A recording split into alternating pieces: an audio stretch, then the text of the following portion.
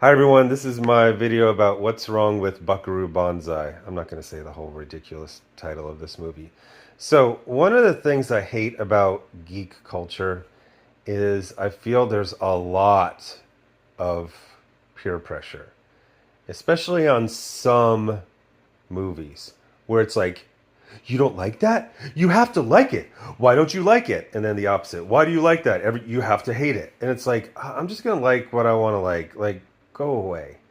So, for some reason, I assumed that Buckaroo Banzai was one of those movies where everyone was just going to gasp and be like, you don't like it? How can you not like it? You have to like it.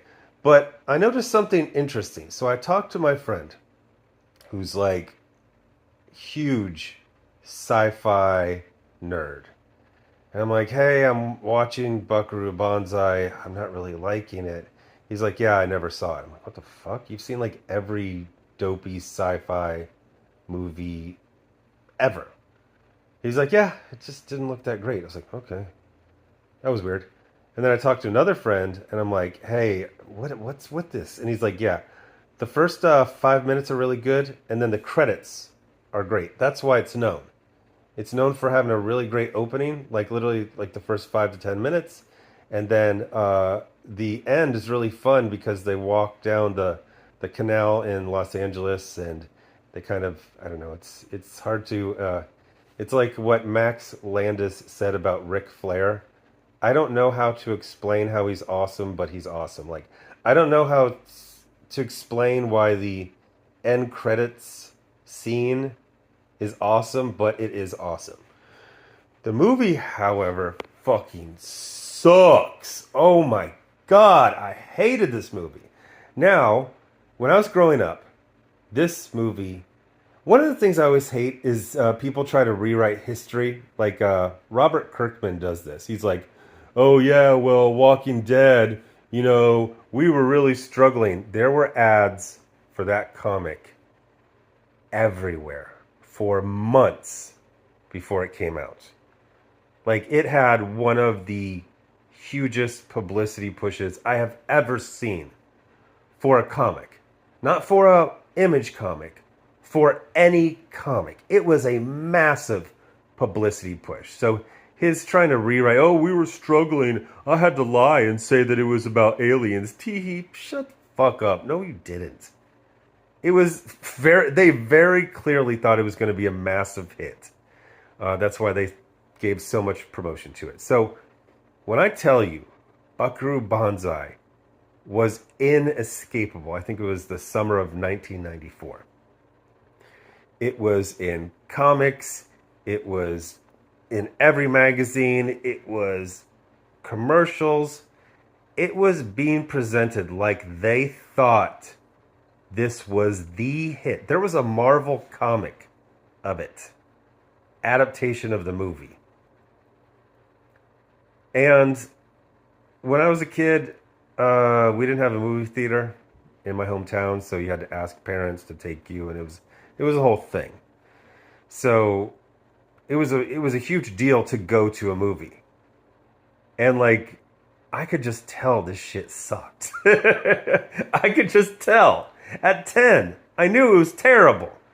But like over the years, I've seen in magazines and online, I've seen people talk about, oh, it was so great.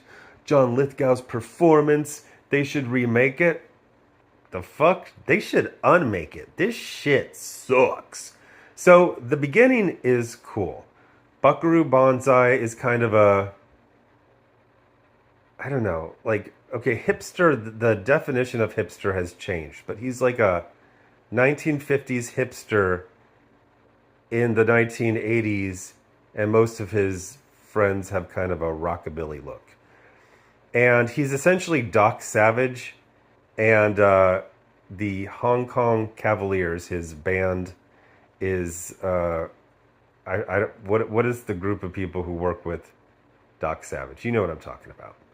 So it's like, oh, it's like this cool, mysterious genius. He's a surgeon. He invented a rocket car that goes into other dimensions. He's got this hero network. Everyone's heard of him. I'm assuming he's rich. They didn't really hammer home that he's wealthy, but I'm assuming he is. So he does all these things. He's like this weird, awesome guy. He's got a crazy name. He's supposed to be half Japanese. And you're like, it's just awful. It's so bad. But I felt relieved because when I was watching it, I didn't get the reaction I thought I was going to get, which was basically being ordered to like it. One person I just assumed had seen it had never seen it, had avoided it for whatever, 40 years. And then my other friend had seen it, and he was just like, yeah, it's not very good. But it was always presented, I remember back in like Starlog, it would be like, why did this fail? It was so amazing. This shit sucks. So one of the things I kept thinking is it needed like a Tim Burton. And not just a Tim Burton, but like 1980s Tim Burton. Like Beetlejuice, Pee-wee's Big Adventure. That type of Tim Burton. Because they were going for kitschy. They were going for retro. But it was directed like it was just like an episode of Riptide or Spencer for Hire. Like, the directing is so flat. Now, I guarantee goddamn T that fucking director is like, oh, we did it that way on purpose. Shut the fuck up. Like, nothing works. Peter Weller, great in RoboCop. I think he's excellent in Star Trek Into Darkness. He is a charisma vacuum. Except for in the scene where he meets his love interest, who's not even really his love interest, and like literally nothing happens with that storyline. But when he spots this woman crying in a nightclub, that's actually a really good scene. So the scene with the rocket car and then the scene at the concert, yeah, that's maybe like the first 10 minutes or so. You're like, oh, this is actually pretty legit. And then it just all flames out. You get John Lithgow. I've had it's been a journey, my relationship with John Lithgow. When I was a kid, he was in freaking everything. And they kept presenting him as this like hilarious. And I just found him so cloying and unfunny. And he's just screaming. I think Third Rock from the Sun, that was the first time I could stand him. That was a good show. But like everything he was in, he's just like, I have crazy hair and an accent and I'm screaming. It's like, what am I supposed to get out of this? It's fucking stupid. It's so fucking lame. Like, none of the jokes land. And even just like, so it's basically an ensemble. But you know, you want some banter. You want some back and forth. I swear to God, like, it doesn't feel like most of the takes that they thought, it looks like they filmed a rehearsal, or they're like, hey, let's run through this scene a couple times, but like, save your energy, you know? So they're walking to the spot on the set that they're supposed to be, and they're saying their lines, but it's just like, okay, you go do this. Well, why do I have to do it? Well, because you're perfect Tommy. Okay. Like, that's how the line deliveries are. And I know they're probably going to say, oh, it's like a retro thing. It's a reference. No. It's just bad direction. It's horribly directed. Now, it's got the cheap, shitty, 50% ironic, bad special effects of the early 1980s. But, like, it just sucks. Like, this video could just be me saying, like, it just sucks. Like, it sucks. The comedy is bad. The sci-fi is bad. The effects are bad. The fights are bad. The casting is great. Holy shit. Just the most amazing cast. You're going to recognize almost everyone. You're like, oh, I didn't know that person was ever young. Yeah, well, the casting, whoever casted the movie, that is a great job. The script, I don't think it's that great. It seems to just like be like, oh, isn't this delightful? He's half Japanese and half American. His name is BUCKAROO BANZAI. That's like two different things, okay? What am I supposed to do? Am Am I supposed to go like, holy shit, that's amazing? Like, no. It's just not that cool. Like nothing in here except for like the design of the rocket car was actually pretty cool. Um, but then it's just like silly aliens. Like, do you think the aliens all use the first name John? So it's like John Big Booty. It's Big Booty.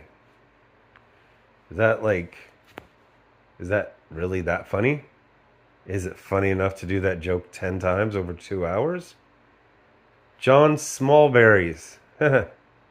No. That's like, is there such thing as half of a laugh? Like, hey, what was that? That was half of a laugh. That was the first half. That's as much as you get for John Smallberries. And yeah, it's just a bunch of that. They have the bad aliens, Jonathan Lithgow's crew, but then the good aliens threaten to start a nuclear war. So it feels like they're also the bad aliens. But there's a good one who is Jamaican, so I guess that's just automatically good. I don't know. It's so bad. And but it's bad in a way that you blame yourself because you're like, this is a movie with like 15 actors and actresses that you absolutely love. They are mostly people who are character actors or whatever special classification Jeff Goldblum would have. But you're like, oh yeah, that and that. And then you're just like, and it's terrible. It is terrible. Now, I would go back to the script and say, like, again, the script is made out of things that apparently just delighted the scriptwriter. They just thought they were so clever and retro and hip. And it's like, okay. And that's what it is. It's just a bunch of things that if somebody said it to you, you would say, like, okay. You're like, and his girlfriend, her name is Penny Pretty. Get it?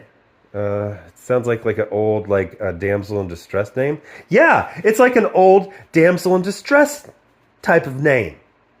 And you're just like, why are you so excited? Like, it's, okay, you did that. Literally, the response to every single thing in this movie, every idea is, okay. What if all the aliens, they didn't really understand things, so they just all used the first name John, and they didn't realize that that would give them away. It's like, okay. What am I supposed to say? Wow! Or like, that's hilarious! No. Like, the response to every idea in this movie is, okay. Okay. Like, you're like, all right, he seems pretty enthusiastic. He's probably starting slow, and he's going to build up to, like, the really good ideas. It's like, what if BUCKAROO BANZAI was kind of like famous and people would like join his, like he had a fan club and they had, I don't know, decoder rings or something. Do you remember decoder rings? It's like, yeah, kind of. I mean, I've heard of them. It's like, yeah, that's the idea. Okay. Well, what am I supposed to do? I'll just say okay. Anyway, you get my point. This movie sucks. The funny thing is that, so another hint that like nobody actually likes this. If you type in any actual popular movie, even if it kind of flopped when it came out or it just barely broke even, but then it was very successful. Like if you type Blade Runner, you get a million screenshots and publicity photos and behind the scenes. You type in BUCKAROO BANZAI, you don't get shit. Nobody cares. So if you, like me, have spent 40 years being like, oh shit, I'm going to a party, we have to hope that the topic of BUCKAROO BANZAI never comes up because everyone's going to like it and I'm going to look like a fool. No, just nobody will ever bring it up. Oh, so what I was going to say was funny was when I was Googling it and finding like just like the same 5 pictures because nobody gives a fuck about this movie, um, I saw that I think Paramount was suing the screenwriters, and one of the screenwriters was also the director. He didn't direct very much after this. I think he directed one more movie afterwards. Um, that they were suing them because they were claiming to have the rights. And I'm like, there's no way that the studio, whatever, executive or development, whoever is like, oh, let's look into developing it. Oh, wait, the screenwriters are claiming it. Oh, we better sue them. It's like, you did not see the movie. I think whoever did that, because it's one of those movies that like everyone's heard of. Because, like I said, there was a huge publicity push. And throughout the 90s and early 2000s, you would see on the internet, people would always talk about, like, it was a cult hit. And it's like, no, I don't think it was. I think everyone else assumes that everyone else likes it, and nobody wants to admit that this movie sucks. Anyway, not a recommend. Thanks for watching. Bye.